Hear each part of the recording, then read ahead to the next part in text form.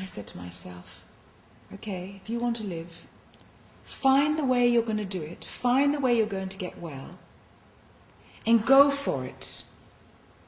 Like an arrow on a target, go for it, 100%.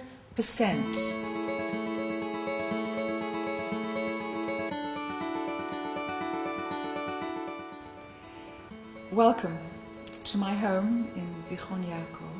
I'm Suzanna Marcus. 13 years ago, I found myself, even though I had been working with people and helping them in all different areas of their life, I found myself with a diagnosis of stage 3 cancer.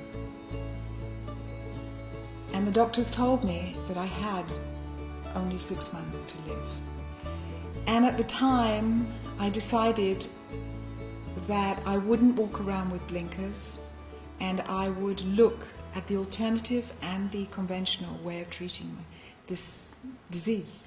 I promised myself that I would get well and I would write my own story. And I did. 6 months to live. 10 years later is the book. I felt like I was in a movie, you know, one of these slow motion happenings, as if the whole world was passing me by. And here I was with this news that meant basically I was going to die. Today I know different. Today I know that cancer doesn't mean that you have to die. And today I know that the work I did at the time helped me to understand, in fact, what a gift it was to receive cancer. It was a kick in the butt from God, a wake-up call. And so I speak to people who today have cancer, and I speak to people who are well, and I say, do the work now. Wake up now so that you don't get sick. Look into your lives and see, where do you have conflict? Are you in a relationship that you truly feel happy and complete in? In your family, do you have family arguments that you take to heart and then don't talk to somebody for 20 years? In your work, are you happy with what you're doing? If you have this inner conflict inside of you, I believe eventually it brings illness. Personally, I went through an enormous amount of trauma. It took me time until I woke up. But I reckon those years worked on me. It wasn't about what somebody else had done, it was about my response, because I had to take responsibility. I really had to ask myself at the time the question, the most important question: do you want to live or do you want to die? Somewhere this thought had entered my mind, oh God, just take me, you know? It's too difficult, I can't cope with this. What happens is that energy follows thought. The way you think brings the reality that you see in your life. So that thought, that passing thought of, dear God, take me, he answered me. I said it was too much. I wanted out. Somewhere, I had been part of creating what happened to me, until I found myself one day waking up to the diagnosis of cancer. And when I got sick, I looked and I searched. I went to hear about conventional and non-conventional. And so I chose not to take the conventional route. And I remember that a lot of people around me were very worried. But my children trusted me, and they knew that I would take my path and I would go with what was right for me. And I knew that I had to give up the life I had before.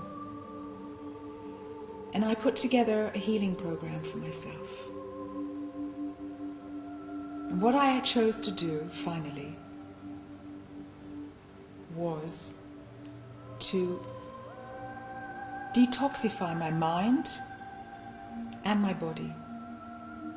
I had to get rid of every thought of pain and anger that was there. Every trauma that I had carried had to be gotten rid of, and quickly. And I knew that.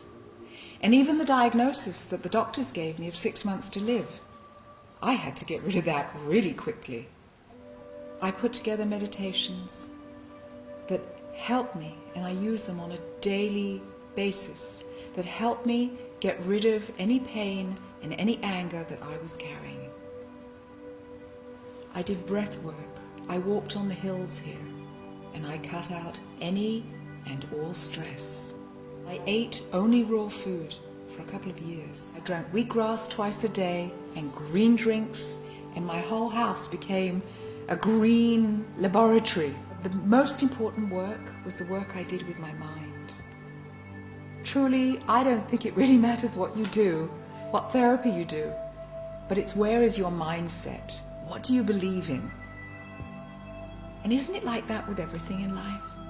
As I said, if you live in conflict, if you don't have peace inside of you, you bring yourself illness. And I sat in this chair daily, doing the visualizations and the meditations that I had created to get rid of these traumas. And by the end of about 2 months, when I looked at those things that had happened, they began to be, it was sort of like a bullet that had had the gunpowder taken out of it. It had still happened, but the impact wasn't there anymore. I didn't carry in my chest the anger and the pain. It was disappearing. And after 6 months, my tests were showing up normal. I'm really happy to tell you it's 13 years down the line and I am completely well. I am completely healed.